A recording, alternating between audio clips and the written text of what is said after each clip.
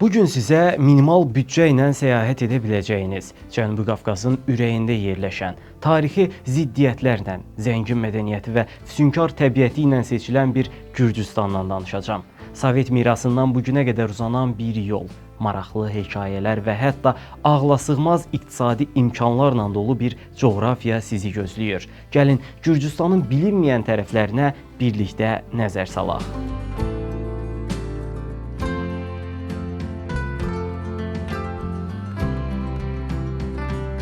Gürcüstan təxminən 70 min kvadrat kilometr sahəyə malik, olduqca kiçik bir ölkədir. Coğrafi mövqeyinə görə kontinental iqlimə sahibdir. Xüsusilə Qafqaz dağlarındakı kəndləri və Qara Dəniz sahillərindəki çimərlikləri mütləq görməyə dəyər.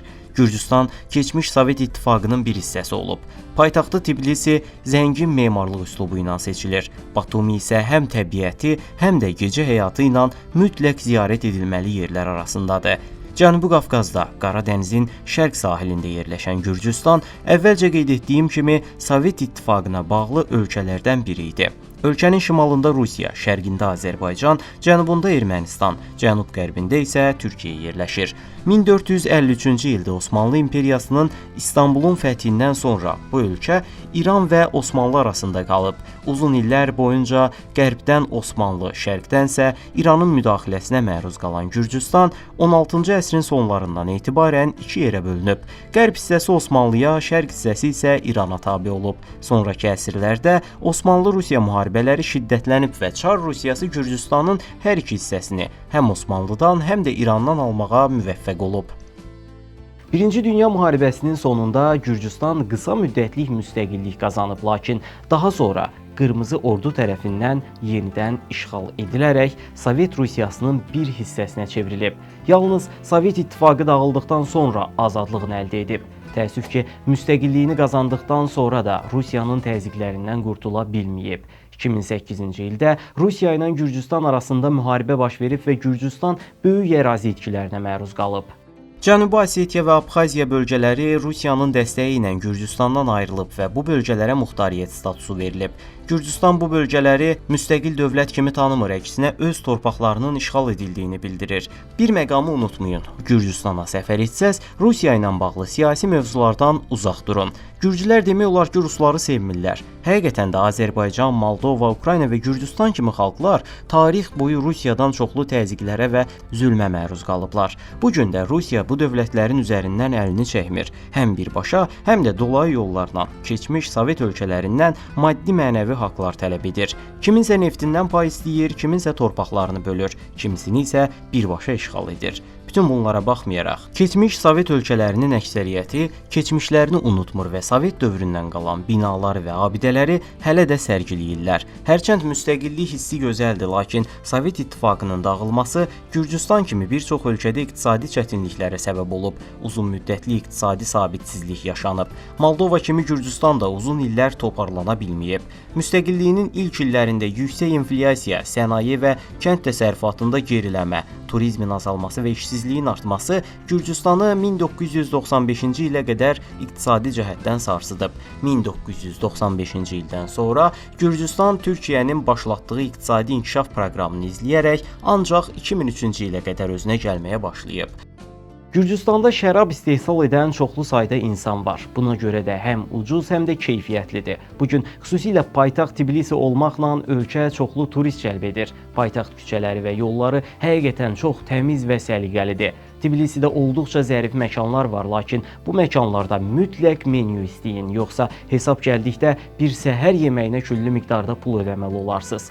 Gürcüstanda kafe tipli gecə klubları da var. Bu yerlərdə də diqqətli olmaqda fayda var. Məsələn, bəzi məkanlarda masanıza bir qadın göndərirlər və bu qadın sizinlə maraqlanır, eyni zamanda içkilər və yeməklər sifariş verir. Gecənin sonunda isə yüzlərlə dollar məbləğində hesab qarşınıza çıxır. Ona görə də hara getsəz gözünüzü dörd açın. Bütün bunlara baxmayaraq Gürcüstan həm sosial, həm də mədəni baxımdan çox maraqlı bir ölkədir. Özünə məxsus bir cazibəsi var. Məsələn, avtomobillə gedənlər bilirlər ki, ölkəyə girər-girməz sizi inəklər və qoyunlar qarşılayır. Peşəsindən asılı olmayaraq demək olar ki, hər bir ailə əmələ inək saxlayır və onlara toxunmaq böyük cərimələrlə nəticələnir. Yerli əhali pendir, süd, qatıq kimi süd məhsullarını mağazalardan deyil, özləri istehsal edir və istehlak edirlər. Bu da onların tamamilə təbii və orqanik qidalanmasına səbəb olur. Əhalinin sayı təxminən 4 milyon nəfər olduğundan çox hündür binalara və göydələnlərə orada rast gələ bilmərsiniz. Lakin Sovet dövründən qalmış bəzi hündür binalarda mövcuddur. Gürcüstanda yol kənarlarında bir çox küçə bazarları var. Bu küçə satıcıları bit bazarı tipli yerlər qurublar və burada xüsusilə Sovet dövründən qalan bir çox antik əşyaları satırlar. Medallardan tutmuş köhnə pasportlara qədər. Əgər tarixə marağınız varsa, bu bazarlarda öz zövqünüzə uyğun çoxlu kolleksiya əşyaları tapa bilərsiniz. Əhalinin 80%-dən çoxu xristianlığın pravoslav qolu olan Gürcü Pravoslav kilsəsinə mənsubdur və ölkənin rəsmi dili Gürcü dilidir. Sovet İttifaqından qalan nəsil hələ də ölkədə yaşadığından ikinci dil kimi rus dili geniş yayılıb, lakin yeni nəsil rusları sevmir və rus dilində danışmağa üstünlük vermir. Gürcüstanın pul vahidi lar idi və bir Gürcüstan larisi hazırda Azərbaycan pulu ilə 62 qəpikdir. Gürcüstanda minimum əmək haqqı anlayışı yoxdur.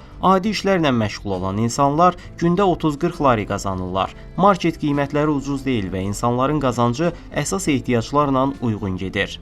Gürcüstan Sovet İttifaqından ayrıldığı üçün bir çox insanın Sovetlərdən qalan köhnə binalarda şəxsi evləri var, amma kirayədə qalanlar üçün Tiflisdə 5-6 min TL ödəmək adi halda. Əgər orada avtomobiliniz varsa, sükan arxasında diqqətli olmalısınız. Gürcüstanın avtomobil sistemi və sığorta məsələləri bizim ölkədəki qədər inkişaf etməyib. Gürcüstanda 15-16 min dollara super lüks avtomobillər ala bilərsiniz. Ölkə kiçik olduğundan avtomobillərin yürüyüşləri də çox az olur. Yəni orada cəmi bir neçə min dollara demək olar ki, sıfıra yaxın bir avtomobil alıb sahib ola bilərsiniz. Avtomobil bazarının bu qədər ucuz olmasının səbəbi isə ölkədə avtomobil vergilərinin çox aşağı olmasıdır.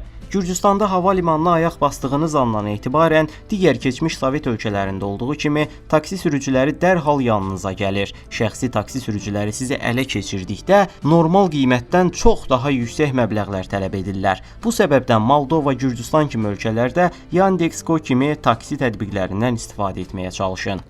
Gürcüstan Avropa Birliyi ölkələrindən biri deyil. Ancaq ora vətəndaşısınızsa, Şengen vizası çərçivəsində olan bütün ölkələrə viza problemi olmadan gedə bilərsiniz. Bu səyahəti sevən insanlar üçün həqiqətən möhtəşəm bir fürsətdir.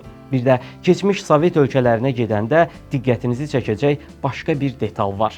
O da azadlıq meydanlarıdır. Gürcüstanda da paytaxtın mərkəzində bir azadlıq meydanı var və bu meydan Sovetlərdən qurtuluşu, yəni müstəqilliyi təmsil edir. Şəhər daxilində gəzərkən təmassız xüsusiyyətli kredit kartınızla teleferikdən tutmuş avtobuslara qədər hər bir nəqliyyat vasitəsindən istifadə edə bilərsiniz. Bu səbəbdən şəhər içi gediş üçün yerli kartlar almağa ehtiyac qalmır. Bir dəfə ödəniş etdikdə 90 dəqiqə limitsiz olaraq ictimai nəqliyyatdan istifadə edə bilərsiniz. Gürcüstanla bağlı vacib bir məsələyə də toxunmaq istəyirəm. Marketlərdə marixuana çəkə biləcəyiniz pipo tipli alətlər satılır. Yəni burada başa düşəcəyiniz odur ki, Gürcüstanda marixuana istifadə etmək məhkəmə qərarı ilə müəyyən bir dozaya qədər qanunidir. Məsələn, 2015-ci ilə qədər Gürcüstan məhkəməsi 70 qramadək marixuana istifadəsini qanuniləşdirmişdi. Həmin illərdə 70-150 qram arasında marixuana istifadəsinə görə verilən həbs cəzaları da ölkədə ləğv edildi. Küçələrdə və yollarda çox kasıb insanlara rast gəlməzsiniz. Demək olar ki, hər kəs bir işlə məşğuldur və öz dolanışığını təmin edir. Məncə Gürcüstan da digər keçmiş Sovet ölkələri kimi mühüm fürsət ölkələrindən biridir. Gürcüstan Cənubi Qafqaz regionunun etnik mənzərəsində xüsusi yer tutur. Bu ölkədə yaşayan azərbaycanlılar da bu mənzərənin əhəmiyyətli bir hissəsidir. Rəsmi statistikaya görə Gürcüstanda təxminən 230 minə yaxın Azərbaycan əsilli vətəndaş yaşayır. Onlar əsasən Kivemo-Kartli bölgəsində yerləşiblər ki, bu bölgə tarixi Borçalı mahalı kimi tanınır. Gürcüstandakı azərbaycanlıların ən çox toplandığı bölgə Marneolidir. Bundan əlavə Bolnisi, Dmanisi, Qardabani və Rustavidə də əsasən azərbaycanlılar yaşayır. Bu rayonlar ətrafında yerləşən onlarla kənddə də Azərbaycan icması çoxluq təşkil edir. Məsələn, Sadaxlı, Təzəkənd, Kəpənəkçi, İmrihəsən, Kəpənəkçi, Qızılhacılı, Faxralı, Qaraçöp, Daşbaşı, Qızılhacılı kimi kəndlərdə Azərbaycan dilində danışılır. Milli adət-ənənələr qorunub saxlanılır. Gürcüstandakı azərbaycanlılar Gürcüstan cəmiyyətinin ayrılmaz tərkib hissəsi olaraq həm də Azərbaycan mədəniyyətinin bir parçasını orada yaşadılar. Bəs Azərbaycandan Gürcüstana hazırda necə səfər etmək olar? Son olaraq buna nəzər salaq. Azərbaycan vətəndaşları Gürcüstana 90 günədək vizasız səyahət edə bilərlər. Avtomobil, qatar və təyyarə ilə səyahət etmək mümkündür. Amma hazırda xüsusi karantin rejiminin tətbiqi ilə əlaqədar quru sərhədlərimiz bağlıdır və səyahət əsasən hava yolu ilə tənzimlənir. Uçuş müddəti təxminən 1 saat 10 dəqiqə təşkil edir. Ən ucuz qiymətlər $43 başlayır. Belə, video haqqında fikirlərinizi və məndən hansı ölkələrdən danışmağımı istədiyinizi şərh bölməsində paylaşmağı unutmayın. Dünyanı birlikdə kəşf edəcəyik. Bu səbəbdən yeni videolarımı qaçırmamaq üçün kanalıma abunə olun. Növbəti videoda görüşənədək sağ olun.